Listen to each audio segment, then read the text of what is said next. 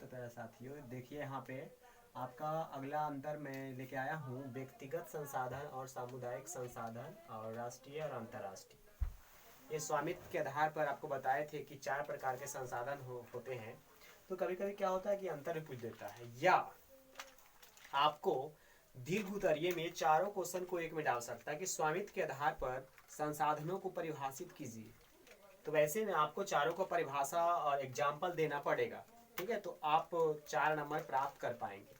तो डिफरेंस में आए या आपको क्या है लॉन्ग में लिखने का, तो लॉन्ग में लिखने का आएगा तो आप सीधा सीधा आप डाल देंगे और परिभाषा को लिख देंगे। हम उसे भी बताएंगे कि लॉन्ग में हम कैसे लिखते हैं, अभी हम बताएंगे। पहले हम डिफरेंस को फोकस करते हैं। तो यहाँ पर देखिए व्यक्तिगत संसाधन और सामुदायिक संसाधन को अंतर वही कीजिएगा, बीच में आप डिवाइड कीजिएगा पेज को, उसके बाद आप परिभाषा डाल सकते हैं। दूसरा पॉइंट में आप जैसे डाल सकते हैं। तो 2 मार्क्स में पूछा जाता है, हमेशा बिहार बोर्ड ये पूछती है। बहुत प्यारा प्यारा क्वेश्चन है।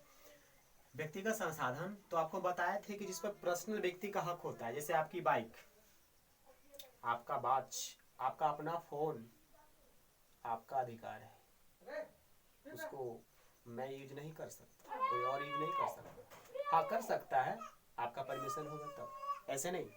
तो परमिशन होना अनिवार्य है, मतलब कि जिसपे किसी खास पर्सनल उसी व्यक्ति का अधिकार हो, हक हो, तो वो क्या कहलाएगा व्यक्तिगत संसाधन।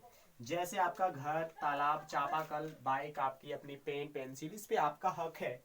तो ये सारे सब व्यक्तिगत संसाधन होंगे।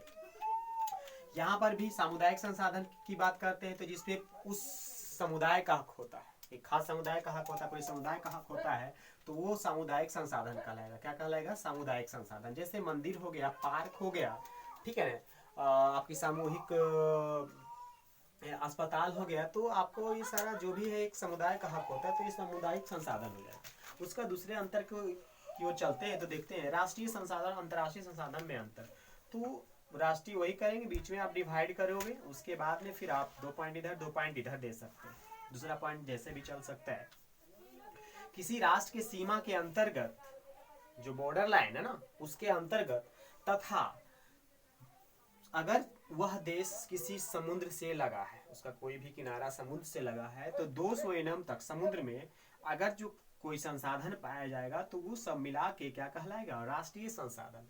बात करते हैं अगर अपने देश भारत की, तो भारत की सीमा के अंतर्गत के साथ साथ जो समुद्री सीमा में जो भी 200 एनएम तक जो भी पाया जाता है संसाधन, वो सब कहलाएंगे क्या? भारत का संसाधन होगा।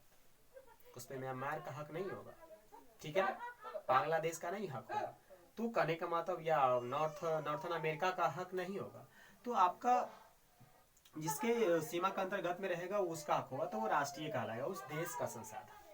अंतरराष्ट्रीय की बात करते हैं, इंटरनेशनल रिसोर्सेज की बात करते हैं, तो यहाँ पे जो समुद्री सीमा जो 200 एनएम है किसी देश का, उसके बाद खुले महासागर में जो भी संसाधन उपलब्ध है, तो वो क्या कहलाएगा? आपका अंतरराष्ट्रीय संसाधन। जैसे महासागर में जो भी उपलब्ध संसाधन है वो क्या कहलाएंगे? अंतरराष्ट्रीय संसाधन। इंटरनेशनल आपकी जो शक्ति है उसका हक होगा उस पर, या सभी देश का उस पर हक होगा। 2 चीजें हो सकती है।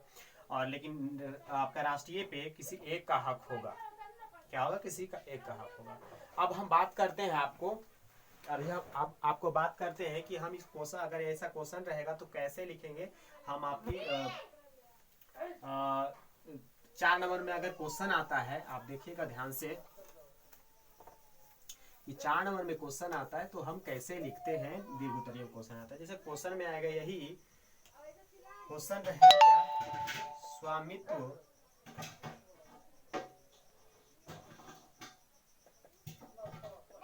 स्वामित्व के आधार पर